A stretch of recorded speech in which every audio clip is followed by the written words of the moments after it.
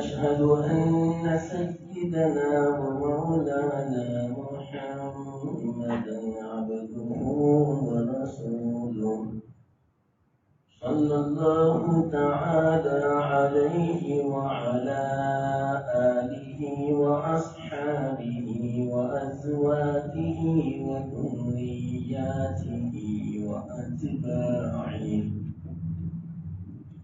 وبارك وسلم تسليما كثيرا. أما بعد، فأعوذ بالله من الشيطان الرجيم. بسم الله الرحمن الرحيم. الحمد لله رب العالمين الرحمن الرحيم مالك يوم الدين. صدق الله العظيم.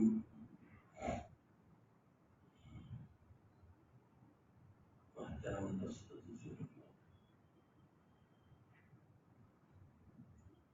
گزشتہ مجلس میں یہ 3 آیتوں میں ربط کیا ہے، وہ میں سمجھا رہا تھا.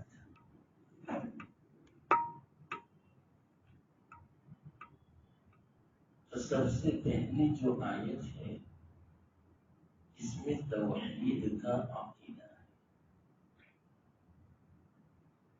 دوسری آیت میں رسالت کا.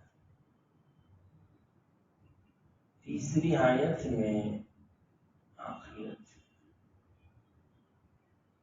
اب ربط کیا ہے؟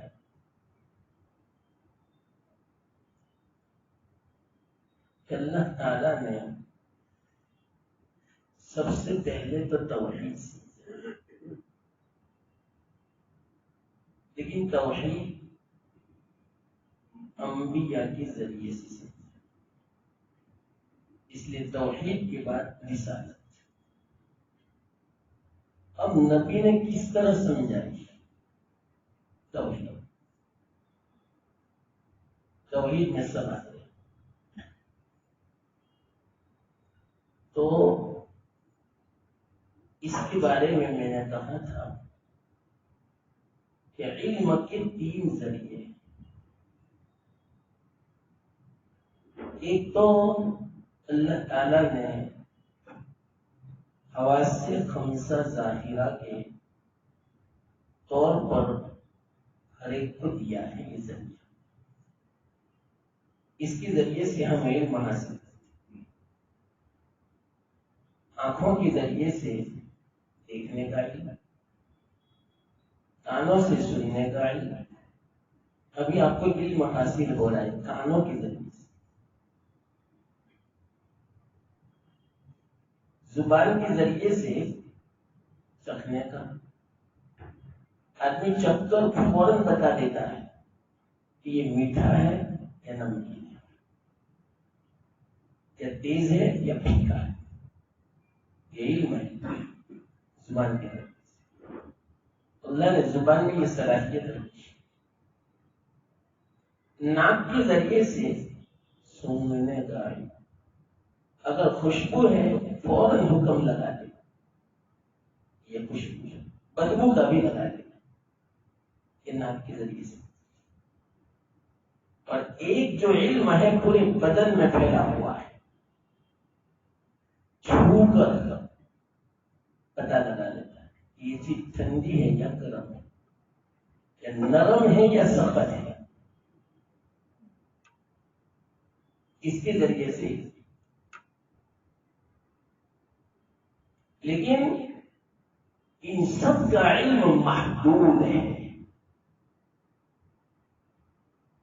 آنکھوں کے ذریعے سے وہی حاصل ہوگا جو سامنے ہوگا. میرے پیچھے کیا ہے مجھے پتا نہیں، ایک لمٹ ہے. دیوار کے پیچھے کیا ہے، نیچے کیا ہے، ہمیں نظر نہیں آتا. محدود علم ہے. کانوں کے ذریعے سے جہاں تک آدمی سن سکتا ہے بس وہیں تک محدود، آگے نہیں. ہر چیز محدود ہے اور اللہ کا علم لامحدود ہے. اللہ سب کو ایک ساتھ میں دیکھتا ہے، سب کی بات ایک ساتھ میں سنتا ہے، سب کے خیالات کو ایک ساتھ میں جانتا ہے.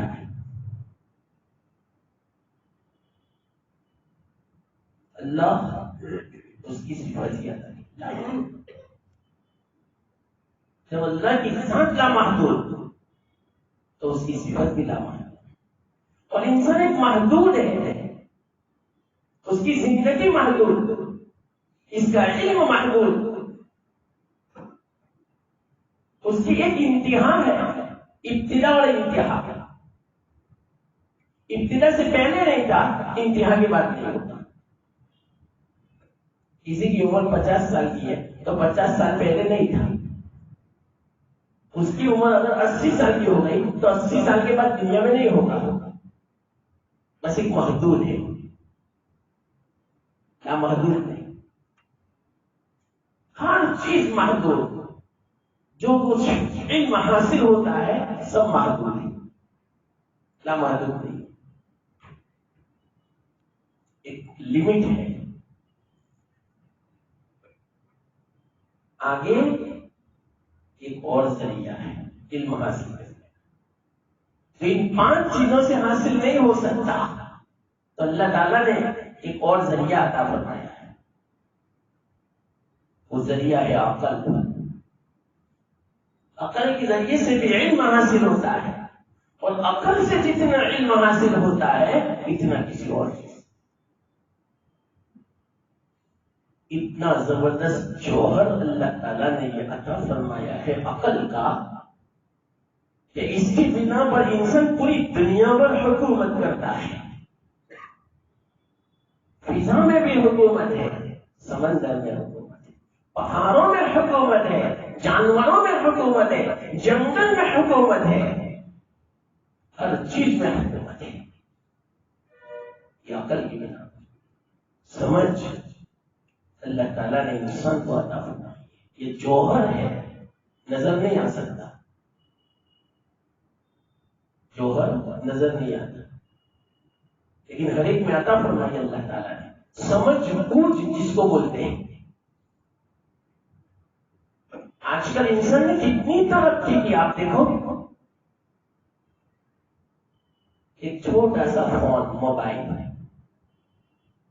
لیکن آپ اس میں دیکھو کیسا کیسا کرشمہ ہے اس کے اندر، کیسی سہولتیں ہیں. یہ انسان کی عقل ہے. تو عقل ایک ایسی چیز ہے، یہ 5 چیزیں تو ایسی ہیں کہ اس کی ایک محدود ہے اس کی حد.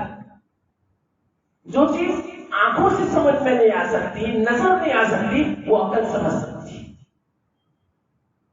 مثال کے طور پر یہ مسجد بنائی ہے، جس نے بنائی ابھی ہمارے سامنے نہیں ہے، لیکن عقل یوں کہے گی کہ اس کا بنانے والا کوئی ماہر کاریگر ہے.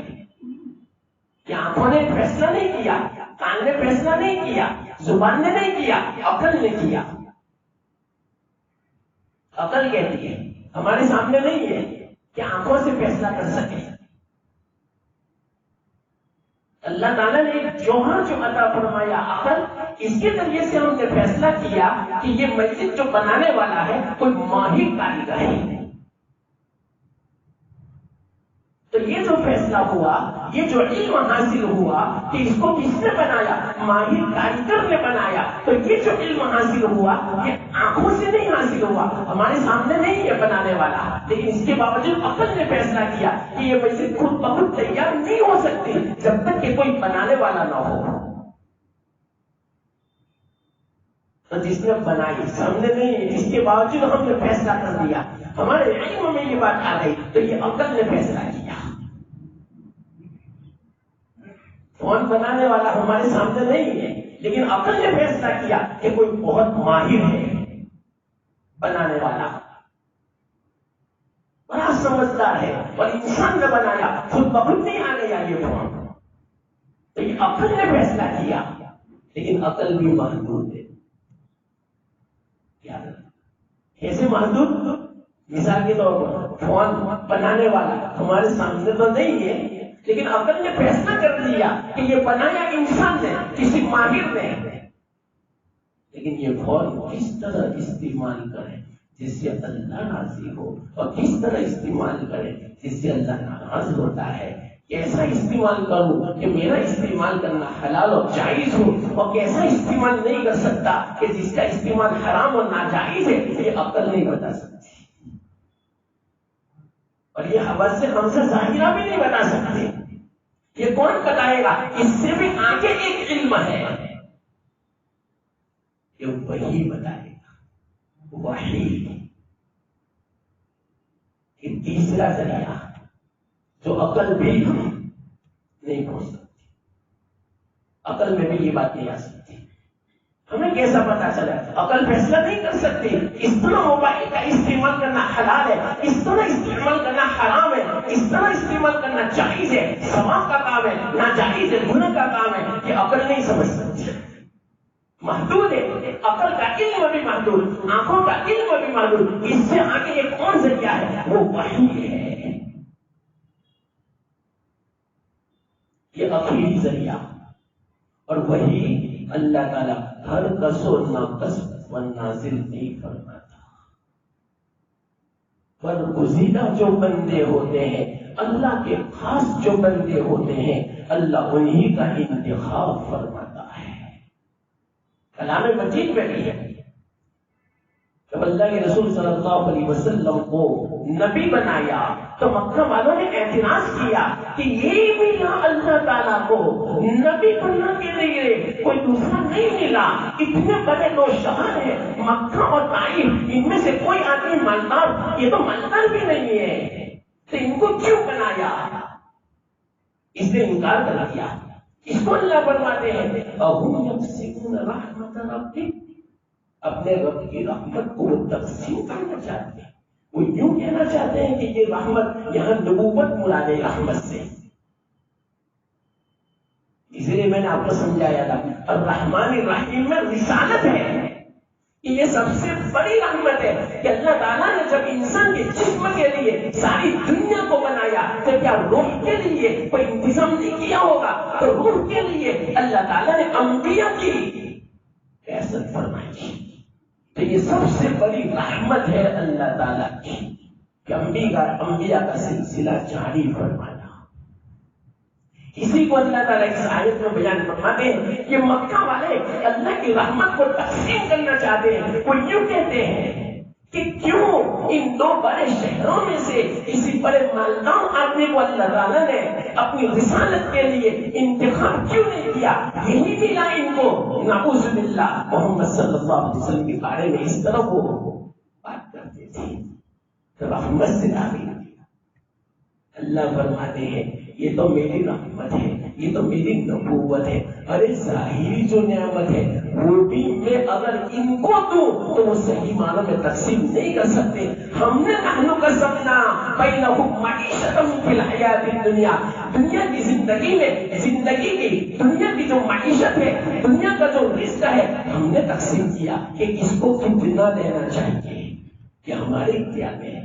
اگر ہم انسانوں کو دیتے انسان زیادہ تھے، یا تو اپنے لیے سمیٹ لیتا، اپنے رشتے داروں کے لیے سمیٹ لیتا، اور دوسروں کی کوئی فکر نہ کرتا. تو دنیا کی رزق، دنیا کی نعمتوں میں جو صحیح معنوں میں وہ تقسیم نہ کر سکتا، تو یہ تو آخرت کی نعمت ہے، یہ تو روحانی نعمت ہے، نبوت. تو یہ میں کیسے ان کو دوں؟ ان کے اختیار میں یہ اس لائق نہیں ہے. تو اللہ تعالیٰ نے اس کے لیے خاص بندوں کا انتخاب فرمایا، نبوت کے لیے، رسالت کے لیے، وحی کے لیے. اور وحی کسے کہتے ہیں معلوم؟ خفیہ پیغام، جو دل میں الہام کیا جاتا ہے، اسی بنا پر جب حضرت جبرائیل علیہ السلام وہی لے کر آتے تھے، صحابہ موجود ہوتے تھے، لیکن کسی صحابی کو پتا بھی نہیں چلتا تھا کہ حضرت جبرائیل نے کیا فرمایا۔ خفیہ پیغام کہ نبی سمجھ سکتا ہے، نبی کے دل میں القاء کیا جاتا ہے، الہام کیا جاتا ہے، اور وہی جو ہوتی ہے نا وہ یقینی ہوتی ہے اللہ کی طرف سے، اس میں ذرہ برابر کوئی شک نہیں ہوتا، اور وہی کا وزن بڑا ہوتا ہے۔ بارش کوئی برداشت نہیں کر سکتا۔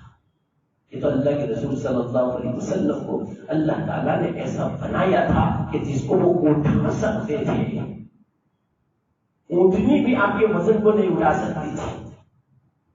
جب وحی نازل ہوتی اونٹنی بیٹھ جاتی تھی، اور اتنی بھاری ہوتی تھی وحی جب نازل ہوتی تھی، مدینہ پاک کی سردیوں میں بھی اللہ کے رسول صلی اللہ علیہ وسلم کی پیشانی مبارک پر سے پسینے کے قطرے ٹپکتے تھے، اتنی بھاری تھی وحی۔ آپ نے کتنا برداشت کیا ہوگا؟ معمولی بات نہیں ہے، ایک آیت پہاڑ نہیں اٹھا سکتی۔ کلام مجید میں اس قرآن کو اگر ہم پہاڑ پر نازل کر دیں تو پہاڑ برداشت نہ کر سکتے، ایسا وزن ہے، باطنی وزن، روحانی وزن، ظاہری وزن نہیں۔ ظاہری وزن تو کلام مجید کو بچہ بھی اٹھا دیتا اپنی گود میں، لیکن اس بات کا جو وزن ہے، اتنا وزن ہے، کوئی نہیں اٹھا سکتا۔ ہم بولتے ہیں کہ فلانی بات کا بہت وزن ہے، فلانے کی بات کا بہت وزن ہے، اور ہمر شمان اگر کوئی کلام کرے اس کا کوئی وزن نہیں، کوئی توجہ بھی نہیں دیتا۔ اور اگر بادشاہ ایک کلام بولتے ہوئے، ایک بات کرتے ہوئے، تو اس کا کتنا وزن ہوتا ہے، پوری دنیا میں چرچا شروع ہو جاتا ہے، اور اس بات پر عمل کیا جاتا ہے، اور ہم جیسے ہزاروں باتیں نکالنے صبح سے کوئی وزن نہیں۔ تو وحی کا کتنا وزن ہوگا؟ وہ اللہ کی وحی تھی، اللہ کا کلام تھا، کوئی نہیں اٹھا سکتا۔ اللہ کے رسول صلی اللہ علیہ وسلم کو اللہ تعالیٰ نے وہ صلاحیت عطا فرمائی تھی کہ جس کی بنا پر وحی کو وہ برداشت کر سکے۔ تو وحی کہتے ہیں خفیہ کلام، دل میں جو الہام کیا جاتا ہے۔ تو الہام تو اللہ والوں کو بھی ہوتا ہے، بعض ایسی باتیں دل میں اللہ تعالیٰ القاء فرماتے ہیں، ڈالتے ہیں، الہام فرماتے ہیں، علمی باتیں، تو وہ بھی الہام ہے، وہ بھی وحی ہے، لیکن دونوں وحی میں فرق ہے۔ اتنا یاد ہے، میں مختصر فرق بتلا دوں۔ ایک مرتبہ ایک آدمی نے حضرت مولانا قاسم نانوتوی رحمۃ اللہ علیہ کو پوچھا کہ وہی بھی دل میں الہام ہوتا ہے، نبی کے دل میں اللہ تعالیٰ القاء فرماتے ہیں کلام کو، اور اللہ والا جو ہوتا ہے اس کے دل میں بھی تو اچھی باتوں کا اللہ تعالیٰ القاء فرماتے ہیں، الہام فرماتے ہیں، تو دونوں میں فرق کیا ہے؟ حضرت کی عادت تھی ایک دم سے جواب نہیں دیتے تھے، اس کو دوسری باتوں میں الجھا دیتے تھے، گویا اس نے جو سوال کیا سوال کو بھلا ہی دیتے تھے، اپنی باتوں میں مشغول فرما دیتے، تو وہ چل رہے تھے، چلتے چلتے اس نے سوال کیا تھا حضرت مولانا قاسم نانوتوی رحمۃ اللہ علیہ۔ حضرت نے تھوڑی دیر کے بعد جب منزل قریب آ گئی تو ان سے پوچھا کہ وہ جو مکان ہے، وہ جو دیوار نظر آتی ہے، یہاں سے کتنا قدم ہوگا؟ تو انہوں نے اندازہ لگایا کہ 50 قدم ہوگا۔ تو فرمایا کہ یقیناً 50، کیا کم نہیں ہو سکتا یہ بات، کیا زیادہ نہیں ہو سکتا؟ کہ نہ، کمی بیشی ہو سکتی ہے، 1-2 کا فرق آ سکتا ہے، یقین نہیں ہے، قطعی طور پر نہیں کہ 50 قدم ہی اس دیوار میں لگ سکتے ہیں۔ بس ٹھیک ہے، آگے چلے 4-5 قدم باقی رہے۔ اب فرمایا اب دیوار کو پہنچنے میں کتنے قدم لگ سکتے ہیں؟ ٹھیک ہے 5 قدم، ٹھیک ہے کم نہیں، ٹھیک ہے نہ، ایک بھی کم بھی نہیں، زیادہ بھی نہیں، بالکل میرا حساب یقین ہے، قطعی ہے، 5 قدم میں دیوار تک پہنچ جائیں گے، کہ بالکل صحیح کہتے ہو۔ کہ اس سے پہلے تو آپ نے شک کیا تھا کہ ہو سکتا ہے ایک دو قدم کم ہو، ایک دو قدم زیادہ ہو. حضرت نے فرمایا آپ کے سوال کا جواب ہو گیا کہ اس سے پہلے جب میں نے پوچھا تھا تو آپ نے خود کہا تھا کہ ہو سکتا ہے 50 قدم میں ایک دو قدم کم ہو یا زیادہ ہو، اور یہاں آپ نے یہ فرمایا کہ قطعی اور یقینی طور پر 5 ہی قدم اس دیوار تک پہنچنے میں. تو یہ جو آپ نے کہا ایسی وحی ہوتی ہے، اور وہ جو آپ نے کہا ایسا الہام ہوتا ہے کہ اللہ والے کے دل میں جو القاء کیا جاتا ہے وہ گویا دور کی بات ہوتی ہے، ذرا اس میں شک ہو سکتا ہے، لیکن نبی کو جو الہام کیا جاتا ہے ایسا ہی ہے جیسے 5 قدم آپ نے قطعی طور پر کہا کہ یقینی بات ہوتی ہے، اس میں کوئی شک نہیں ہوتا. یہ ہے فرق دونوں میں، وحی اور الہام. اس لیے اللہ والے کا الہام جو ہوتا ہے کبھی اگر غلط ہو، آگے پیچھے ہو تو کوئی حرج کی بات نہیں، کہ وہ دور سے دکھایا جاتا ہے. اللہ تعالیٰ اس کو دور سے دکھاتے ہیں تو دور سے دیکھنے میں ذرا شک ہو سکتا ہے، آگے پیچھے ہو سکتا ہے، لیکن وہی جو ہوتی ہے وہ یقینی ہوتی ہے، قطعی ہوتی ہے، اس میں کوئی شک نہیں ہوتا ہے. تو وہی جو نازل کی جاتی ہے یہ تیسرا ذریعہ ہے علم کا. اور اللہ تعالیٰ نے ہمارے آقا محمد مصطفیٰ صلی اللہ علیہ وسلم کو ایسی وحی نازل فرمائی جو اوتیت علم الاولین والآخرین، اگلوں پچھلوں کا سارا علم دے دیا گیا. ایسی وحی نازل فرمائی. اسی بنا پر اس وحی کے لیے عقل بھی ایسی ہونی چاہیے، اتنی کامل عقل. اس لیے کتابوں میں آتا ہے کہ اللہ کے رسول صلی اللہ علیہ وسلم کو جو عقل دی گئی ایسی عقل کسی کو نہیں ملی، نہ کسی نبی کو ملی، نہ دنیا کے عقلاء کو ملی، نہ دنیا کے سمجھدار جتنے بھی ہیں، اولو الالباب جتنے ہیں، علماء جتنے ہیں، ان کو بھی ایسی عقل نہیں دی گئی جتنی عقل ہمارے آقا محمد مصطفیٰ صلی اللہ علیہ وسلم کو دی گئی. اس کی مثال بیان فرمائی کہ یوں سمجھو کہ جب عقل کو بنایا اللہ تعالیٰ نے کہ یہ عقل تقسیم کرنی ہے مخلوق میں، تو اس عقل کے 100 حصے کیے، 100 حصوں میں سے 99 حصے اکیلے ہمارے آقا محمد مصطفیٰ صلی اللہ علیہ وسلم کو اللہ نے عطا فرمائے، اور ایک عقل حصہ پوری دنیا میں تقسیم کر دیا. اب اس سے اندازہ لگاؤ، ایک عقل کی بنا پر یہ میں بول رہا ہوں پوری دنیا نہ معلوم کہاں سے کہاں پہنچ چکی ہے. کتنی ترقی کی دنیا کے اعتبار سے کتنے علماء پیدا ہوئے، کتنے محدثین پیدا ہوئے، کہ ایک عقل کا حصہ ہے تو جن کے پاس 99 حصے ہوں گے ان کی عقل کیسی ہوگی. یہ جتنے بھی علماء دنیا میں ہیں، جتنی کتابیں لکھی جاتی ہیں، وہ سب کی سب کتابیں، سب کے سب علماء اللہ کے رسول صلی اللہ علیہ وسلم کی علم کی ترجمانی کرتے ہیں. آپ اندازہ لگاؤ پوری دنیا میں جتنے بھی علماء ہیں وہ اللہ کے رسول صلی اللہ علیہ وسلم کی علم کی ترجمانی کرتے ہیں. آپ اکیلے کو کتنا علم دیا گیا؟ آج پوری دنیا علماء ہے، پوری دنیا کلام مجید کی تلاوت کر رہی ہے، آپ اکیلے کی بنا پر. اس سے اندازہ لگاؤ کہ علم کتنا دیا گیا ہمارے آقا کو. کلام مجید کی شکل میں احادیث دیکھو، کلام مجید کے علوم دیکھو، ہزاروں تفسیریں لکھی گئی، لیکن ابھی تک اس کا علم پورا نہیں ہوا. تو یہ علم اللہ کے رسول صلی اللہ علیہ وسلم کو دیا گیا. تو عقل کیسی ہے؟ یاد رکھنا، جتنی عقل کامل ہوگی، جتنی عقل تام ہوگی، اتنا ہی علم کامل اور تام ہوگا.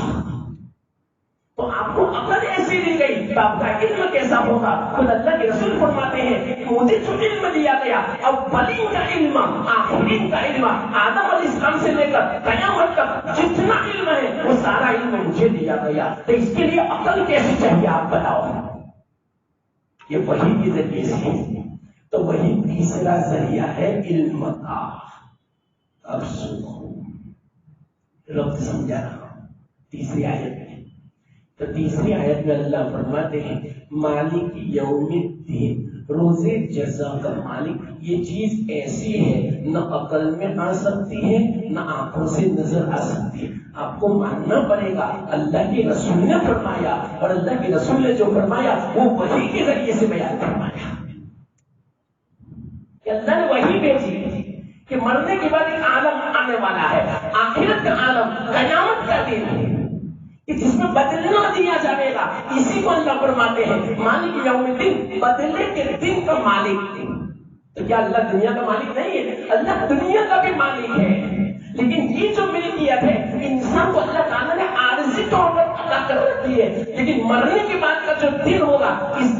حقیقی مالک، کلی مالک صحیح معنوں میں اللہ ہوں گے.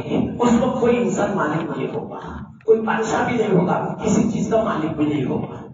حدیث میں کلام مجید میں بھی ہے کہ اللہ فرمائے گا لمن الملک اليوم، آج کس کی ملکیت ہے، کس کا ملک ہے؟ للہ الواحد القہار، اکیلے اللہ کا ہے جو قہار ہے، زبردست ہے، اسی کا ملک ہے. این الملوک، کہاں گئے وہ بادشاہ؟ این الجبارون، کہاں گئے وہ زور زبردستی کرنے والے؟ این المتکبرون، کہاں گئے تکبر کرنے والے دنیا میں، اینٹنے والے، اکڑنے والے؟ آج میرے سامنے آ جائے سب سناٹا چھا جائے. اور حدیث میں آتا ہے جو بڑا ہوگا بادشاہ اور جس کا لقب شہنشاہ تھا دنیا میں، اس سے زیادہ کوئی ذلیل نہیں ہوگا، اس سے زیادہ وہ افسوس نہیں کرے گا. جس کا لقب دنیا میں شہنشاہ تھا، تو اللہ جب پوچھے گا تو وہ شرما جائے گا، وہ چپ جائے گا کہ میں تو کچھ بھی نہیں تھا. صحیح معنوں میں بادشاہ، صحیح معنوں میں شہنشاہ تو اللہ ہے. سناٹا چھا جائے گا اس زمانے میں، اس وقت میں. اسی کے بارے میں فرما دیں، لیکن یہ کس نے بتایا؟ وحی کے ذریعے سے بتایا. یہ وحی کا علم، یہ تیسرا ذریعہ علم کا. یہ آنکھوں سے نہیں سمجھ میں آ سکتا، عقل سے نہیں سمجھ میں آ سکتا. آج دنیا میں کتنے بڑے عقل مند پڑے ہیں، لیکن وہ آخرت کا انکار کرتے ہیں. عقیدہ ہے ان کا. ارے فون بنایا، ہوائی جہاز بنایا، اسٹیمر بنایا، اور کیسے کیسے مشینری بنائی، کمپیوٹر بنایا، اور اللہ اکبر دنیا میں ایسی ایسی چیزیں بنائی. عقل حیران ہے. لیکن تعجب کی بات ہے کہ اللہ کو نہیں پہچانا، اللہ تک نہیں پہنچے. تو عقل تک تو ہے ان کا علم، آنکھوں تک تو علم کا علم ہے، لیکن تیسرا جو ذریعہ وحی کے ذریعے سے جو علم بتایا گیا، اس پر ان کا علم نہیں ہے، اس پر ان کا ایمان نہیں ہے. تو یہ تیسرا ذریعہ وحی کے ذریعے سے پتا چلے گا کہ روز جزا کا مالک. یہ کس نے بتایا؟ اللہ نے ہمارے آقا محمد صلی اللہ علیہ وسلم کو بتایا. اور یہ عقیدہ ایسا ہے، واقعیتاً یہ عقیدہ کسی کو راسخ ہو جائے دل میں، دماغ کے اندر، اس سے گناہ ہونا بڑا مشکل ہے. اس لیے تیسرا عقیدہ یہ ہے. اور اصل تینوں عقیدے ہیں، توحید، رسالت، آخرت، اس میں سب آتے ہیں. اور یہ عقیدے کی خوبی ایسی ہے، یہ عقیدہ جس کی زندگی میں آ جائے اس سے گناہ ہونا بڑا مشکل ہے. گناہ ہو ہی نہیں سکتا. ہر وقت اس کی زندگی کیسی ہوگی؟ عبادت والی ہوگی، اللہ کی فرما برداری والی ہوگی. تو اللہ تعالیٰ نے پہلی صورت میں، تیسری آیت میں توحید اور رسالت کے بعد سب سے پہلا جو عقیدہ بیان فرمایا کہ جس سے انسان کی زندگی صحیح گزر سکتی ہے، اللہ کی رضامندی والی گزر سکتی ہے، اللہ کی ناراضگی والی سے وہ بچ سکتا ہے. تو اس کے لیے سب سے اہم جو عقیدہ ہے وہ آخرت کا عقیدہ. ہر وقت جب استحضار ہوگا آخرت کا تو صحیح معنوں میں وہ گناہوں سے بچ سکتا ہے، وہ کبھی نافرمانی نہیں کر سکتا. اتنا زبردست یہ عقیدہ ہے. اور یہ عقیدہ واقعیت صحابہ کے دل میں راسخ تھا. اللہ کرے ہمارے دل میں بھی پختہ ہو جائے، راسخ ہو جائے. یہ عقیدہ جو بیٹھ گیا، انشاءاللہ کبھی نہ نماز چھوٹ سکتی ہے، نہ ہم سے گناہ ہو سکتا ہے، نہ کسی کا حق ہم دبا سکتے ہیں. اگر یہ عقیدہ جم جائے، اتنا زبردست عقیدہ ہے. صحابہ کی زندگی ایسی کیوں تھی صاف ستھری، اللہ کے حکم والی؟ بس ایک چیز تھی ان کی زندگی میں، یہ عقیدہ راسخ تھا، ان کے دل میں پختہ تھا. اسی بنا پر وہ بہت ڈرتے تھے کہ مرنے کے بعد اللہ کو منہ دکھانا ہے تو میں کہاں منہ دکھاؤں گا. ایک مرتبہ یہ سوچ لو، مالک یوم الدین کا مطلب کہ اللہ کو جواب دینا ہے. اس دن کا مالک ہے، اس دن بدلہ ملے گا. چاہے نیک کام کیا تو اچھا بدلہ ملے گا، برا کام کیا تو سزا کے طور پر بدلہ ملے گا. اگر یہ تصور کر لو تو کوئی بھی نیک کام کیوں نہ ہو، کوئی بھی ہم نے بات نکالی زبان سے، اگر وہ بات اچھی ہے اس کا بھی بدلہ ملے گا، اگر وہ بری بات ہے تو اس کی بھی سزا ملے گی. یہ تصور کر لو. صحابہ کے دل میں یہ تصور تھا. کیسا تصور تھا معلوم؟ ایک مختصر واقعہ میں سنا. ایک عورت تھی صحابیہ، واقعی جب میں نے سوچا، آپ کو ابھی میں بیان کرتا ہوں، جب میں نے سوچا عقل حیران ہے کہ صحابہ کا کیسا ایمان تھا، کیسا عقیدہ ان کا راسخ تھا، کیسا مضبوط اور پختہ تھا. اور ایسا نہیں کہ وقتی طور پر جذباتی جوش، ہمیں تو وقتی طور پر اگر کسی کی بات سن لی، ہم نے فضیلت سن لی، وحی سن لی تو تھوڑی دیر اثر رہتا ہے. تو صحابہ ایسے نہیں تھے، بس ایک مرتبہ اللہ کے رسول صلی اللہ علیہ وسلم سے بات سن لی، ایسا مضبوط عقیدہ ان کے دل میں راسخ ہو جاتا تھا جو پہلے دن تھا مرتے دم تک باقی رہتا تھا. ایک عورت صحابیہ، جس عورت کو غامدیہ عورت کہا جاتا تھا، حدیث میں آتا ہے ایک غامدیہ عورت، اس کے قبیلے کا نام غامدیہ تھا. غامدی اس بنا پر اس کو کہا جاتا تھا غامدیہ. انسان ہے، بشر ہے، ان سے گناہ ہو گیا، زنا. اب دیکھو طرف، دیکھو بے چینی، دیکھو پریشانی، دیکھو کسی کو پتا نہیں تھا، لیکن وہ عقیدہ تھا کل اللہ کو مجھے منہ دکھانا ہے، کل جواب دینا ہے، اس گناہ کی سزا گزرنی ہے. اور وہ دن بڑا خطرناک ہے، وہ سزا بڑی خطرناک ہے، جہنم بڑی خطرناک ہے. یہ تصور، اس کو استحزار ہونا ہے، اور یہ استحزار نہ ہو، یہ تصور نہ ہو، اس کو غفلت بولتے ہیں. یاد رکھنا، غفلت سے بڑی کوئی بیماری نہیں، اور استحزار سے بڑی کوئی نعمت نہیں. اگر دنیا میں اللہ تعالیٰ کسی کو استحزار نصیب فرمائے، ہر وقت آخرت کا، اللہ کا، میدان حشر کا، قیامت کا، روز جزا کا، تو اللہ میں کہتا ہوں اس سے بڑی کوئی نعمت نہیں. کیوں؟ اسی نعمت کی بنا پر، اسی عقیدے کی بنا پر، اسی استحسان کی بنا پر وہ گناہوں سے بچے گا. تو جب وہ گناہوں سے بچے گا تو اللہ کی رحمت ہر وقت شامل حال رہے گی، اللہ کی مدد شامل حال رہے گی، برکتیں نازل ہوگی، اللہ کی اعانت، اللہ کی معیت ہر وقت رہے گی. اگر یہ عقیدہ تو پختہ ہو گیا، یاد رکھنا اس عقیدے کو معمولی مت سمجھنا، بڑا زبردست عقیدہ ہے. اگر گناہوں سے بچنا ہے تو بار بار اس کا تصور کرو، اللہ کی عبادت بچا لانا ہے. اس عقیدے کو تصور کرو، مجھے اللہ کو منہ دکھانا ہے، کل ہر بات کا بدلہ دیا جائے گا، ہر بات کی سزا ہوگی، ہر بات کی جزا ہوگی. یہ تصور کر لو، یہ استحسان کر لو، اس سے بڑے کوئی نعمت نہیں ہے. اگر یہ استحسان نہیں ہے تو اس سے بڑی کوئی بیماری نہیں ہے. آج کل بعض لوگ کیا کہتے ہیں معلوم؟ بیچاری عورت کا فون آیا تھا، انہوں نے کہا مولانا ہمارے شوہر کو سمجھاؤ کہ رمضان مبارک میں عیسیٰ کی نماز بھی نہیں پڑھتی، تراویح بھی نہیں پڑھتی، روزہ رکھتے. اب وہ بات دیکھو وہ کیا کہا، یہ عورت بیچاری کہنے کا تھک گئی. انہوں نے اخیر میں کیا جواب دیا شوہر کو کہ تجھے میری کمر میں سونا ہے، مجھے سونا ہے، تو فکر مت کر ہماری، میں سوؤں گا، میری کمر میں خود نہیں آنے والی سونے کے لیے. کتنا خطرناک جواب ہے. یہ کس بات کی علامت ہے؟ آخرت کا استحزار. ان کو پتا نہیں کہ قبر میں کیا ہوگا. یہ کوئی معمولی بات ہے؟ قبر میں اکیلا ہوگا، اندھیرا ہوگا، کیڑے مکوڑے ہوں گے، کوئی سننے والا نہیں ہوگا، چیخو پکار کو کوئی سانس دینے والا نہیں ہوگا. خطرناک عذاب ہے.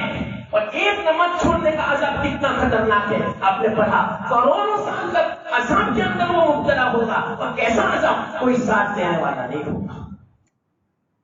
ان کو پتا نہیں، اس لیے انہوں نے اس طرح کا جواب دیا. یہ میں نے اس لیے کہا آج کل ہم مسلمانوں کی زبان میں جن کو نیک اور دیندار سمجھتے ہیں، واقعات بے تحاشا اس کی زبان سے یہ نکلتا ہے. ذرا کچھ سمجھاتے ہیں شریعت کا حکم کہ حق تلفی یہ بڑی خطرناک ہے، سزا، جنایت، جرم کے اعتبار سے، تو وہ کیا کہتے ہیں؟ ہم بول رہے ہیں یا اللہ یہ کتنی خطرناک بات ہے. اس کو معمولی سمجھا، اللہ کے عذاب کو، اللہ کی پکڑ کو معمولی سمجھا. ارے بعض مرتبہ اس طرح کے الفاظ سے انسان ایمان سے نکل جاتا. کیوں؟ اس نے خفیف سمجھا. اللہ کے عذاب کو، اللہ کی پکڑ کو، اور تکلیف سمجھنا اللہ کے عذاب کو، اللہ کی پکڑ کو اور عذاب کو آدمی سوء خاتمے کا انتشار ہے۔ تو یہ عقیدہ نہ ہونے کی بنا پر اس طرح کی باتیں زبان سے نکلتی ہیں، یہ دیکھی جا رہی۔ جو ہوگا ہم پرکھ لیں گے، ہم سہن لیں گے، ہم برداشت کر لیں گے۔ ارے وہ تو برداشت نہیں کر سکتے، یہاں کی 44 ڈگری 45 ڈگری گرمی ہم برداشت نہیں کر سکتے۔ کوئی باہر 1 گھنٹہ باہر کھڑا تو رہ سکے؟ ارے کھڑا نہیں رہ سکتا 45 ڈگری گرمی کے اندر، تو وہ گرمی تو کتنی خطرناک ہوگی، دنیا برداشت نہیں کر سکتی۔ ابھی میں آپ کو حدیث بتاؤں گا انشاءاللہ۔ تو یہ عقیدہ اتنا زبردست ہے۔ تو غامدیہ جو عورت تھی، ان سے زنا ہو گیا۔ انسان ہے، بشر ہے، گناہ ہونا اتنا خطرناک نہیں ہے جتنا خطرناک گناہ ہونے کے بعد توبہ نہ کرنا ہے، اپنی اصلاح نہ کرنی ہے، اور اسی طرح گناہ سے توبہ نہ کرنا، انابت نہ کرنا، اور گناہ پر قائم رہنا، اور گناہ کو ہلکا سمجھنا، اور گناہ میں اور ترقی کرتے رہنا، یہ جتنا خطرناک ہے اتنا خطرناک گناہ نہیں ہے۔ انسان بشر ہے، گناہ ہو سکتا ہے۔ دیکھو صحابیہ سے ہو گیا، صحابی سے بھی ہو گیا، بعض صحابی بھی ایسے ہیں کہ ان سے زنا ہو گیا، بشر ہے، لیکن انہوں نے ایسی توبہ کی، اللہ کے رسول صلی اللہ علیہ وسلم خود فرماتے اس توبہ کو اگر پورے مدینہ کے شہر میں تقسیم کیا جائے تو پورا مدینہ جنتی بن جائے۔ پورے مدینے کے لیے اگر جہنم واجب ہو تو سب کے لیے جنت کا فیصلہ ہو جا رہے ہیں۔ ایسی سچیوں پکی توبہ کر دیتے صحابہ اور صحابیہ۔ تو یہی غامدیہ عورت، آپ اندازہ لگاؤ، کوئی دیکھنے والا نہیں تھا، ہو گیا زنا چھپے طور پر، لیکن وہ عقیدہ تھا، ایک دل میں بے چینی تھی، طرف تھی، پریشانی تھی۔ اللہ کے رسول صلی اللہ علیہ وسلم کی خدمت میں آتی ہے، یا رسول اللہ صلی اللہ علیہ وسلم طہرنی، مجھے پاک کر دو، مجھ سے گناہ ہو گئے۔ تو اللہ کے رسول صلی اللہ علیہ وسلم نے چہرہ پھیلا دیا، سامنے آئی تھی۔ تو آپ دیکھو بے چینی دیکھو، طرف دیکھو عورت کہ وہ عقیدہ جمع ہوا تھا اس کے دل میں۔ دیکھو اس عقیدے کا میں فائدہ بتا رہا ہوں، اس عقیدے کا فائدہ کیا ہوگا؟ انشاءاللہ کبھی کسی کا حق نہیں دباؤ گے، کبھی جھوٹ آپ کی زبان سے نہیں نکلے گا، کبھی وعدہ خلافی نہیں ہو سکتی، کبھی خیانت نہیں ہو سکتی، کبھی دھوکہ آپ نہیں دے سکتے، کسی کا حق نہیں دبا سکتے، آپ زبان قابو میں رکھو گے، آپ کسی کو تکلیف نہیں پہنچاؤ گے، آپ کسی کو ستاؤ گے نہیں۔ اگر یہ عقیدہ جو جم جائے، کبھی نماز نہیں چھوڑو گے، کبھی گناہ نہیں ہوگا، کبھی بدنظری نہیں ہوگی، کبھی اف تک نہیں بولو گے اپنے والدین کو، کبھی ایسی زبان نہیں چلاؤ گے کہ جس سے والدین کا دل چھلنی ہو جائے۔ کب ہوگا؟ جبکہ یہ دل میں عقیدہ پختہ ہوگا۔ یہ عقیدہ جس کے دل میں واقعیت پختہ ہو جائے، راسخ ہوا، جم جائے، تو یوں سمجھو میرا پار ہو گیا، اس کا تو دنیا اور آخرت دونوں کامیاب ہو گیا۔ اتنا زبردست عقیدہ ہے یہ مالک یوم الدین۔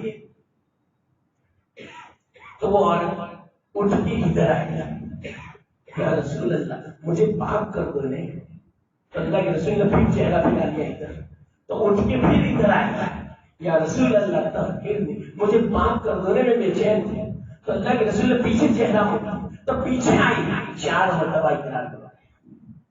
علماء فرماتے ہیں اللہ کے رسول صلی اللہ علیہ وسلم نے اس طرح کیوں فرمایا، کیوں چہرہ پھیلا دیا؟ وجہ کیا ہے؟ اصل میں وجہ یہ ہے کہ اگر زنا کی حد اگر قائم کرنی ہے اور گواہی دینا ہے تو 4 گواہ چاہیے، لیکن کوئی گواہ نہیں ہے، خود اقرار کرتا ہے زنا کا، تو اس کے لیے 4 مرتبہ اقرار کرایا جاتا ہے۔ تو اللہ کے رسول صلی اللہ علیہ وسلم نے فرمایا نہیں ان کو، وہ خود مطلب اقرار کیا اس عورت نے، کبھی ادھر کبھی ادھر کبھی ادھر، اس طرح 4 مرتبہ جب اقرار ہو گیا اب زنا ثابت ہو گیا۔ کیوں؟ اس کی سزا بڑی خطرناک ہے، اس لیے اس کو ثابت کرنے کے لیے ثبوت بھی بڑا زبردست شریعت نے رکھا ہے۔ زنا کو ثابت کرنے کے لیے کیا ہے معلوم؟ 4 گواہ چاہیے۔ دیکھو مسئلہ آ گیا، اس لیے میں آپ سے کہتا ہوں مسئلہ بتانے میں کوئی شرم نہیں ہونی چاہیے۔ قرآن میں بھی ہے جب تک آپ اپنی آنکھوں سے نہ دیکھیں 4 آدمی زنا کرتے ہوئے، وہاں تک آپ کی گواہی معتبر نہیں ہوگی. کیوں؟ اس کی سزا بڑی خطرناک ہے. شادی شدہ کا اگر زنا ثابت ہو جائے تو اس کی سزا ہے سنسار، پتھر سے مار دیا جائے گا. لیکن آج تک میرے خیال میں گواہوں سے زنا ثابت نہیں ہوا. میں نے نہیں دیکھا کسی کتاب میں کہ گواہوں کے ذریعے سے کسی نے زنا ثابت کیا ہو. ہاں اقرار سے ثابت ہوا. جیسے صحابی یا عورت نے اقرار کیا کہ مجھ سے زنا ہو گیا، ایک صحابی نے بھی اقرار کیا یا رسول اللہ مجھ سے زنا ہو گیا، مجھے پاک کر دو، تو سنساری کی گئی، پتھر سے ان کو مار دیا گیا. تو لوگ اعتراض کرتے ہیں یورپ والے کہ اسلام میں وحشیانہ سزا ہے، جنگلی سزا ہے، کہ انسانیت نہیں ہے. لیکن ان کو پتا نہیں ہے کہ جہاں یہ سزا نہیں ہے وہاں کتنا زنا ہوتا ہے. شاہ فیصل جس وقت پھر 40 سال پہلے کی بات کرتا ہوں، شاہ فیصل عربستان کے امیر تھے، اس وقت بادشاہ تھے، کنگ تھے، پرنس تھے. امریکہ گئے تو امریکہ والوں نے وائٹ ہاؤس میں اعتراض کیا اسلام. شاہ فیصل سنتے رہے. کیا اعتراض کیا معلوم؟ کہ فیصل صاحب آپ کے اسلام میں جو سزائیں رکھی ہے، چوری کی ہاتھ کاٹ دو، زنا کی سنسار کر دو،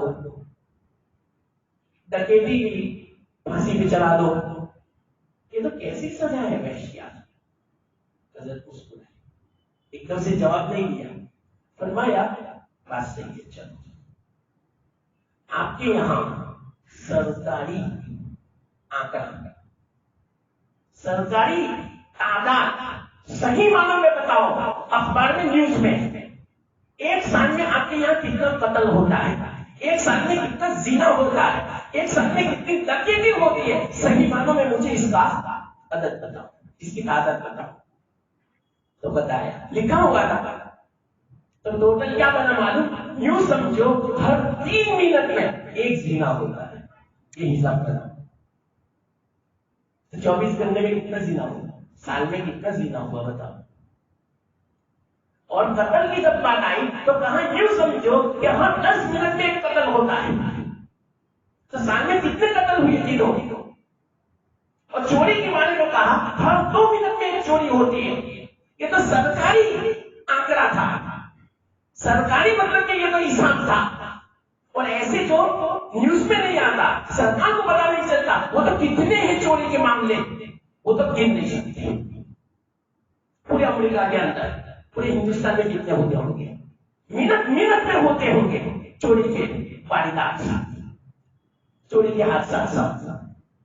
شاہ فیصل نے فرمایا آپ نے بتا دیا کہ کوئی اتنا زنا ہوا، کوئی اتنا قتل ہوا امریکہ میں، کوئی اتنی چوری ہوئی، کوئی اتنی ڈکیتی ہوئی. اب ہم بتاتے ہیں ہر سال کا پورا حساب بتایا. پورے سال میں ایک زنا ہوا، پورے سال میں صرف 2 قتل ہوا، پورے سال میں صرف 3 چوری ہوئی.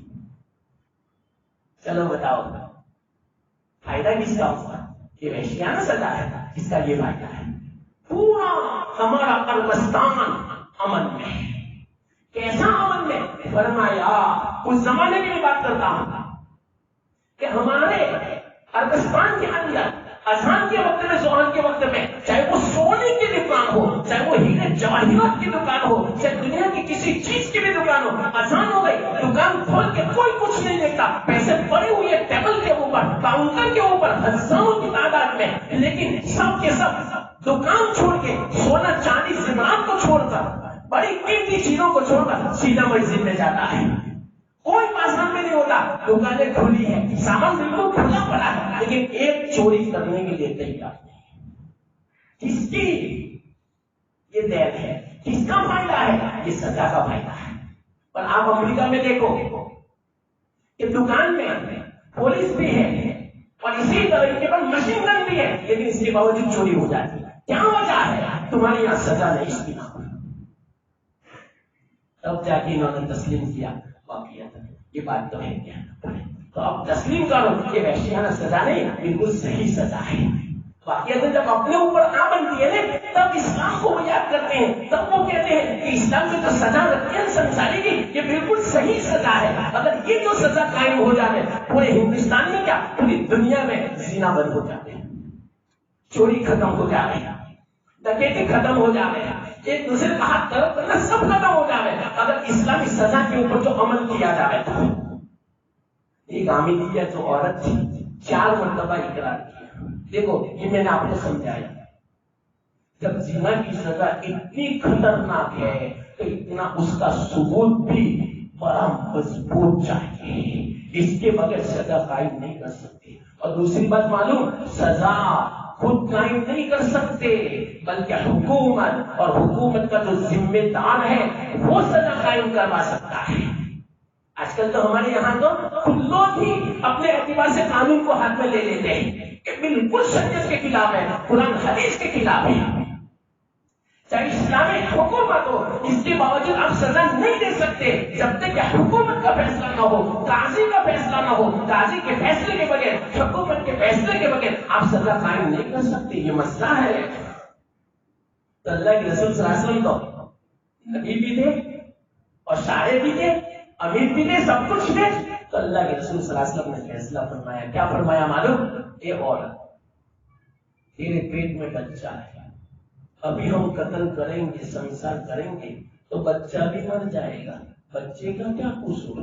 قصور تجھ سے ہوگا۔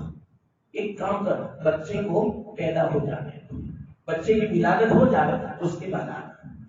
دیکھو کیسا زمانہ تھا، کوئی ضمانت بھی نہیں، چھوڑ دیا۔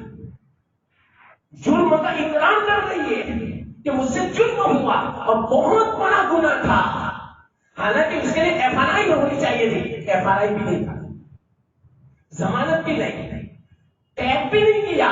جب اپنے اعتبار سے اللہ کے رسول صلی اللہ علیہ وسلم کیا چاہتے تھے معلوم؟ یہ کسی بھی طرح معافی مانگ لے اللہ تعالیٰ سے، مجھے سزا نہ دینی پڑے۔ دیکھو اللہ کے رسول صلی اللہ علیہ وسلم ایسی تدبیر اختیار فرماتے تھے کہ جس سے سامنے والا سزا سے منکر ہو جائے، لیکن سامنے والوں میں عقیدہ اتنا راسخ و مضبوط تھا کہ اگر اللہ کے رسول صلی اللہ علیہ وسلم تو یہ چاہتے تھے کہ سزا قائم نہ کی جائے، لیکن وہ یوں چاہتے تھے کہ نہیں سزا ہمارے اوپر قائم ہو، یہ عقیدہ تھا عقیدت کا۔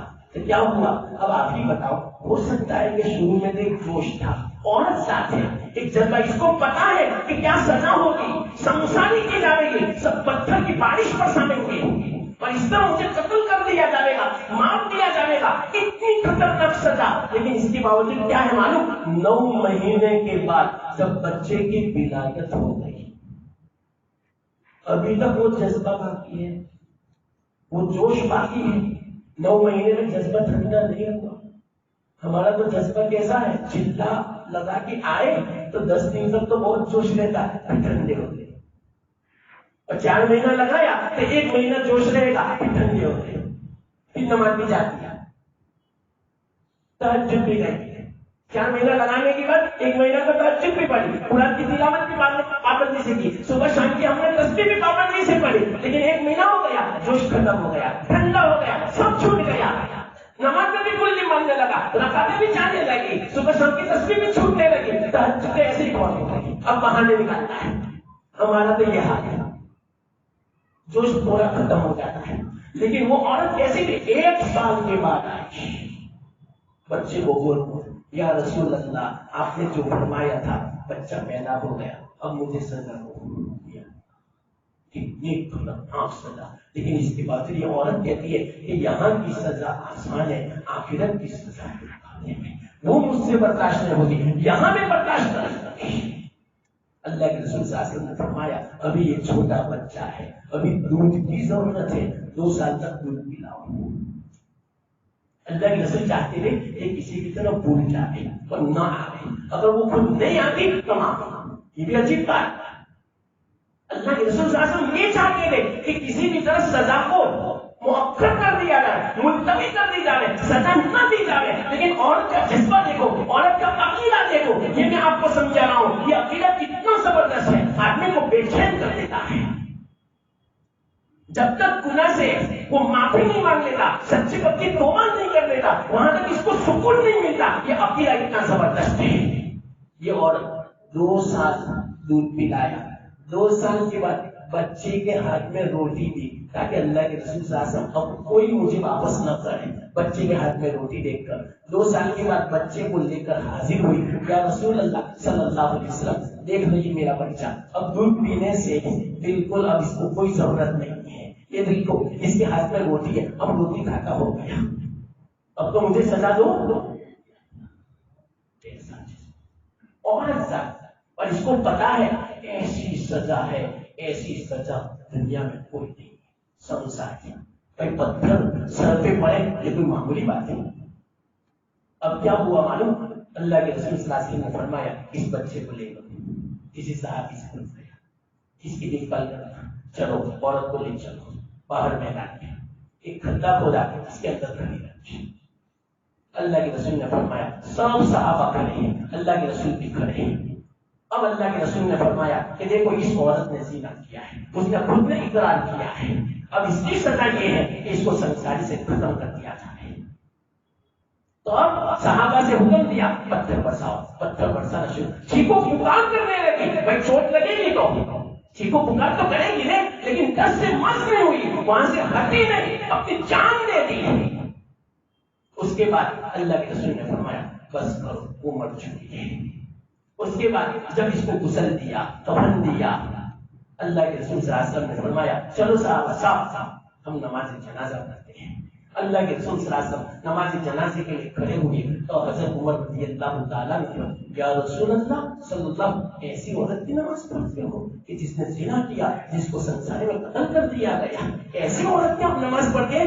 اللہ کے رسول نے فرمایا عمر آپ کو پتہ نہیں اس عورت نے ایسی سچے وقت کی توبہ کی، اس توبہ کا 10واں حصہ پوری نہیں، اس توبہ کا 10واں حصہ پورے مدینے میں تقسیم کر دیا جائے، پورے مدینے والوں کی مغفرت ہو جائے. ایسی توبہ کی ہے، اس کو معمولی مت سمجھو، اس کو حقیر مت سمجھو. یہی تو وہ بے چینی تھی توبہ کی کہ اتنی خطرناک سزا کے لیے تیار ہوگی. کون ہے مائی کا لال اس سزا کے لیے تیار ہو؟ یہ کیا تھا؟ وہ بے چینی تھی، وہ خلیش تھی، وہ اللہ کا ڈر تھا کہ اللہ کے سامنے مجھے منہ دکھانا ہے. قیامت کے دن میں کیا منہ دکھاؤں گی؟ ابھی میں پاک ہو جاؤں یا تھوڑی میں سزا برداشت کر لوں. یہاں کی جو چوٹ لگے گی پتھروں کی کہ برداشت کرنا آسان ہے، لیکن اللہ کی جو پکڑ ہے، اللہ کی جو سزا ہے، جہنم جو ہے، آگ جو ہے، وہ بڑی خطرناک ہے. میں برداشت نہیں کر سکتی. یہ تصور تھا، یہ جذبہ تھا، یہ استحزار تھا کہ جس نے اپنی جان کو بھی مارنے کے لیے تیار ہو گئی، اپنی جان کو ختم کرنے کے لیے تیار ہو گئی. تو یہ ایسا عقیدہ ہے. واقعہ اس عقیدے کا تصور کرتے رہو بار بار کہ جس سے انشاءاللہ اس کی برکت سے آدمی گناہوں سے بچے گا. ارے جیسے بازار میں جاؤ فوراً تصور کرو کہ مجھے اللہ کو جواب دینا ہے، کہ میری زبان غلط نہ چلے، میری آنکھ غلط نہ چلے، میں کسی کو دھوکہ نہ دوں، میں کسی کے ساتھ خیانت کا معاملہ نہ کروں، اس لیے کہ مجھے اللہ کے سامنے جواب دینا ہے. انشاءاللہ کبھی دنیا کی محبت نہیں آ سکتی، ہر وقت آخرت کا استحضار ہوگا. تو یہ بہت زبردست عقیدہ ہے. ہاں تو یہ ایسا عقیدہ ہے یہ سمجھ میں نہیں آ سکتا، عقل میں نہیں آ سکتا، آنکھوں سے نہیں سمجھ میں آ سکتا کہ وحی کے ذریعے سے اللہ کے رسول صلی اللہ علیہ وسلم نے بتایا کہ ہر انسان کو مرنے کے بعد قیامت کے دن حاضر ہونا ہے، اللہ کو جواب دینا ہے. اور اللہ تعالیٰ مالک یوم الدین فرماتے ہیں روزے جزا کا مالک، یعنی اچھا کام کیا ہوگا اچھا بدلہ دے گا اور اسی طرح برا کام کا برا بدلہ دے گا. اب ایک سوال پیدا ہوتا ہے اللہ تعالیٰ قیامت کے دن کیوں بدلا دے گا؟ اس کا جواب سنیے. اس لیے کہ یہ دنیا نہ نیک عمل کا بدلے کو اٹھا سکتی ہے، نہ گناہ کی سزا کو اٹھا سکتی ہے. دنیا کے اندر وہ طاقت نہیں ہے کہ گناہ کی سزا کیا ہے؟ جہنم. مثال کے طور پر حدیث میں آتا ہے، معجم طبرانی کی روایت ہے. دیکھو یہ دنیا کتنی بڑی ہے، لیکن دنیا کے اندر وہ طاقت نہیں ہے کہ جہنم کی آگ کو برداشت کر سکے، اس کو اٹھا سکے. حدیث میں آتا ہے اللہ کے رسول صلی اللہ علیہ وسلم نے ارشاد فرمایا کہ جہنم کتنی خطرناک ہے معلوم کہ اگر سوئی کے ناکے کے برابر، سوئی کا جو سوراخ آتا ہے نا، اتنا اگر ناکا، اتنا سوراخ جہنم کا دنیا کی طرف کر دیا جائے تو دنیا میں اس جہنم کی آگ کی تپش کی بنا پر پوری دنیا چل جائے. اتنی خطرناک، صرف ایک ناکے کے برابر، بس اتنی گرمی نکلے دنیا کی طرف، جہنم کی گرمی شروع ہو جائے، تھوڑی سی پوری دنیا پگھل جائے، جل جائے. حدیث میں اس سے پتا چلا کہ یہ دنیا سزا کو برداشت نہیں کر سکتی. حدیث میں آتا ہے اللہ کے رسول صلی اللہ علیہ وسلم نے ارشاد فرمایا جب سب سے پہلے آدم علیہ السلام دنیا میں تشریف لائے تو ان کو کھانا پکانے کی ضرورت پیش آئی تو آگ نہیں تھی. تو حضرت آدم علیہ السلام نے حضرت جبرائیل علیہ السلام سے فرمایا کہ آگ مجھے دو، میں پہلا آدمی ہوں، دنیا میں آگ نہیں ہے. تو سیدھے وہ آئے اللہ کے پاس. اللہ نے فرمایا جاؤ جہنم میں، وہاں سے آگ لے جاؤ. کیا ہوا؟ جہنم کے داروغہ کے پاس آئے، مالک کے پاس آئے اور یوں کہا آگ دے دو. آدم علیہ السلام کو کھانا پکانا ہے اور ہمیشہ کے لیے وہ آگ قیامت تک چلے گی، جب تک دنیا باقی ہے وہ آگ چلے گی. یہ جو دنیا میں آگ ہے نا وہ جہنم کی آگ ہے. اور وہ کتنی آگ ہے یہ کوئی حدیث سے پتا چلتا ہے. تو جہنم کے داروغہ نے فرمایا جبرائیل سے کتنی دنیا، ایک کام کرو نا، ایک انگارہ کھجور کی پیشی کے برابر دے دو. داروغہ نے کہا جبرائیل کیا بات کرتے ہو، کھجور کی پیشی کے برابر میں آگ دوں جہنم کی، ساتوں آسمان ساتوں زمین پگھل جائے. اتنی خطرناک. اب بس یہ تصور کرو کہ میں ایسی حدیث نہیں سنا تھا، یہ تصور کرو کہ گناہ کی سزا جہنم ہے، نماز چھوڑنے کی سزا جہنم ہے کسی کے اندر طاقت؟ ایک آنکھ کی پیشی کے برابر انگارہ پوری دنیا کو جلا دے تو ہم جیسوں کو اللہ حفاظت فرمائے، کمزوروں کو پہاڑ پگھل جائے، زمین پگھل جائے، سات آسمان پگھل جائے، دنیا کا لوہا پگھل جائے ایک پیشی کے برابر انگاری سے، تو پوری جہنم میں اگر کسی کو ڈال دیا گیا، نماز چھوڑنے والے کو ڈال دیا گیا، وہ کیسے برداشت کرے گا؟ ہے برداشت کی طاقت؟ ہاں کسی کے اندر برداشت کی طاقت ہو تو نماز چھوڑے، ہاں کسی کے اندر برداشت کی طاقت ہے تو کسی کا حق دبا لے. اور معمولی نہیں حق دبانا، میں سناؤں گا ابھی انشاءاللہ، آئے گی بات اس کے ماتحت میں، حدیث میں سناؤں گا. تو کیا فرمایا کہ جبرائیل تم کیسی بات کرتے ہو، کھجور کی پیشی کے برابر تم آگ لے جانا چاہتے ہو، پوری دنیا جل جائے گی. تو کہا کہ ایک کام کرو، کھجور کی پیشی کی جو گٹلی آتی ہے اتنی دے دو. تو کہا گٹلی دے دو. سنو اگر گٹلی کے برابر آگ لے گئے دنیا میں، قیامت تک زمین میں نبات اور درخت نہیں اگیں گے اس کی گرمی سے. کتنے خطرناک ہے. تو حضرت جبرائیل نے آپ ہی کہو کتنی لے جاؤ. تو کیا فرمایا معلوم؟ ذرہ لے جاؤ. ذرہ، ذرہ کسے کہتے ہیں معلوم؟ چوٹی کے برابر، چھوٹی سی چوٹی. کیا مثال کے طور پر ذرہ کسے کہتے ہیں معلوم؟ صبح میں آپ نے دیکھا ہوگا کھڑکی میں سے جب سورج کی روشنی آتی ہے تو بیچ میں کچھ اڑتا ہوا نظر آتا ہے، اس کو ذرہ بولتے ہیں. تو کتنی آگ تھی، کتنی چھوٹی سی چنگاری معمولی، اور کیسی بھی معلوم؟ اس کو 70 مرتبہ یعنی 70 مرتبہ سمندر میں کوٹا دیا ٹھنڈی کرنے کے لیے ایک ذرے. تب جا کے باہر نکالی. باہر جب نکالی آدم علیہ السلام کے ہاتھ میں نہیں تھی، سب سے بڑا پہاڑ کا اس پر رکھی وہ چنگاری. 70 مرتبہ پانی میں ڈبوئی، 70 مرتبہ پانی میں کوتا دیا ذرے کو، اور پھر بعد میں اس ذرے کو پہاڑ پر رکھا تو پہاڑ پگھل گیا. اتنا پگھلا کہ دھواں نکلنے لگا. اس کا دھواں لوہے نے قبول کر لیا. آج لوہا تو جنگ آلود ہو جاتا ہے، کالا پڑ جاتا ہے نا، اس آگ کا اثر ہے. اور جو 5 پتھر آپ کو سیاہ نظر آتے ہیں نا، اس آگ کے دھویں کا اثر ہے. کتنی آگ؟ ذرہ. ذرہ برابر آتا ہے. روایت میں یہ حدیث طبرانی میں ہے، محدث طبرانی نے اپنے معجم کے اندر اس حدیث کو بیان فرمایا. ذرہ برابر آگ. پہاڑ تو پگھل گیا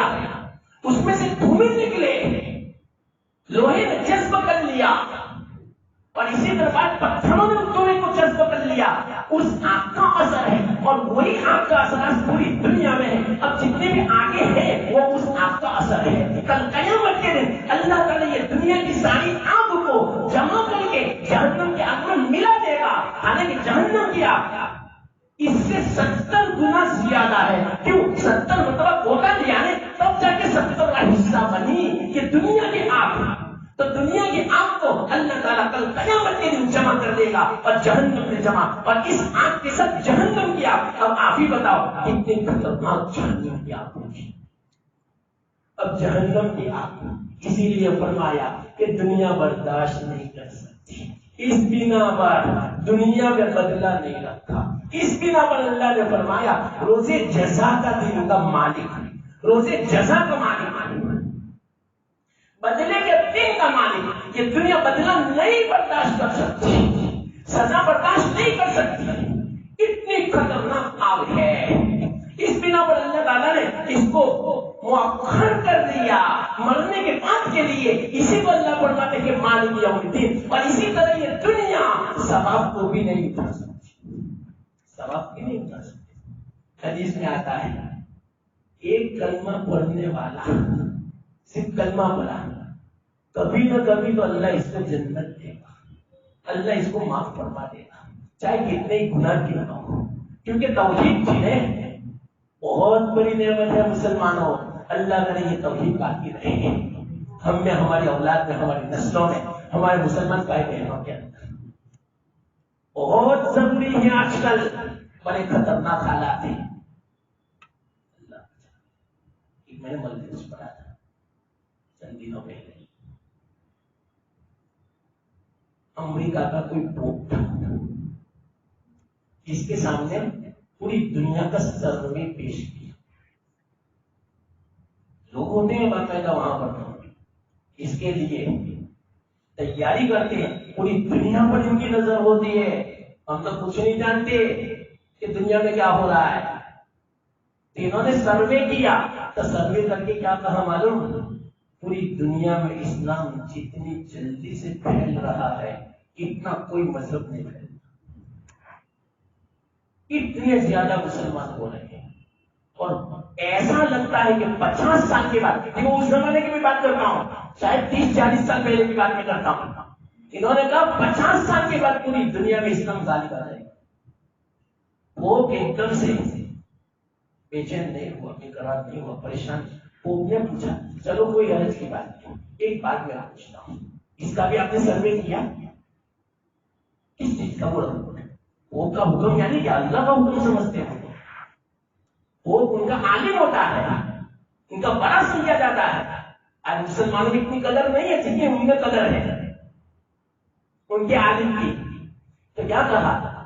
ایک چیز میں آپ سے پوچھو، آپ نے اس کا سروے کیا کہ مسلمانوں کے بچے مدرسے میں زیادہ چلتے ہیں کہ اسکول میں؟ وہ کو اتنا بھی معلوم ہے کہ کتنے مدرسے ہیں دنیا میں تعداد کے ساتھ، اور یہ بھی معلوم ہے کہ اسکول کتنے ہیں. انہوں نے جواب دیا ہاں اس کا بھی ہم نے سروے کر لیا ہے کہ مسلمان بچے بہت تو 15 یا 20% مدرسے میں جاتے ہیں، 80% اسکول میں جاتے ہیں. خوب نے کیا کہا معلوم؟ بے فکر ہو کے سو جاؤ، کوئی فکر کرنے کی ضرورت نہیں. یہی بچے 50 سال کے بعد بڑے ہیں. کتنی خطرناک. چلو بتاؤ آج کیا ہے؟ اکثر بچے ان کا ذہن بدل چکا ہے، ارتداد ہو چکا ہے. اب کیسے ارتداد؟ میں آپ کو سمجھا تھا لیکن ذہن بدل چکا ہے. ہر ایک کا ذہن اللہ پر نہیں رہا، اللہ پر توکل نہیں رہا، اللہ کی ذات سے ہونے کا یقین نہیں رہا. ہر ایک کا یہ ہے ارے پڑھو گے نہیں، ڈگری نہیں حاصل کرو گے، کھائیں گے کیسے، ہمارا مستقبل روشن کیسے ہو سکتا ہے، چاہے اس کے لیے عزتیں لٹانی پڑے. کیا ہے بولا ہماری مسلمان بچیوں کی کیا حالت ہے بتاؤ. کوئی ایک بچی مجھے ایسی بتاؤ کہ جس کی عزت بچی ہوئی ہو. اتنے خطرناک حالات ہیں دنیا میں. ہمارے ہندوستان کے حالات دیکھو، جو اچھا سمجھا. میں فورن کی بات نہیں کرتا، حالات میں دیکھ کر آیا ہوں الحمدللہ پورے باہر. اتنے خطرناک حالات ہیں وہاں تو بیان نہیں کر سکتے. لڑکیوں کے تو کیا کہا تھا پوپ نے؟ فکر مت کرو، یہ اولاد ان کی نسل 50 سال کے بعد ہماری ہے، سو جاؤ بے فکر ہو گے، آپ کو کوئی فکر کرنے کی ضرورت نہیں ہے. یہ ہے اس لیے اس کو معمولی مت سمجھو، توحید کو معمولی مت سمجھو. واقعات اگر کسی نے توحید بھی صحیح معنوں میں اپنے ساتھ لے کر اللہ کے پاس چلا گیا، اللہ اس کو معاف فرما دے گا. لیکن توحید بھی نہیں رہی تو بہت مشکل مسئلہ ہے. اللہ واقعیت مسلمانوں کی ایمان کی حفاظت آمین. بڑی خطرناک بات ہے. کیا کرے ابھی مدد سے الارم پر بجنے کے بعد یہ بات آئی ورنہ میں بھولتا اس کو جو حالات دیکھ کر میں آیا ہوں. کتنا خطرناک حالات. اب تو یہاں بھی حالات ہیں ہمارے سامنے. جو معمولی واٹس ایپ جو چلانا چاہتا ہے وہ بھی دیکھتا ہے کہ ہمارے مسلمان بچیاں کیا کر رہی ہیں. ہمارے اچھے اچھے شہروں کی بات, یہاں بروچ کی بات, سورت کی بات, بڑودا کی بات, احمد آباد کی بات. دوسری بات نہیں جہاں جہاں لگے بیچارے. یہاں تو یوں سمجھا جاتا ہے کہ ماشاء اللہ دینی ماحول ہے, دینداری ہے یہاں پر. یہاں کی میں حالت بیان کرتا ہوں. یہاں کی لڑکیوں کی سب جانتے ہیں کہ کیا ہو رہا ہے. یہ حالت ہے. توحید کو بچاؤ بہت ضروری ہے. تو اللہ تعالیٰ ہمیں جہنم سے بچائے گا. بہت بڑی شرط ہے جہنم سے بچنے کے لیے توحید کو پاتے گا. خیر بہت لمبی بات ہے, سمجھانا تھا دوسری بات, لیکن چلو کوئی اچھی بات نہیں. کسی کی زندگی میں بتائیے مالک یوم الدین. اللہ تعالیٰ آئندہ بھی ہوگی مفید بات کہنے کی توفیق دے, اور ابھی جو کہا اللہ اس کو قبول فرما لے اور عمل کی توفیق دے, اور اللہ ایمان کی حفاظت.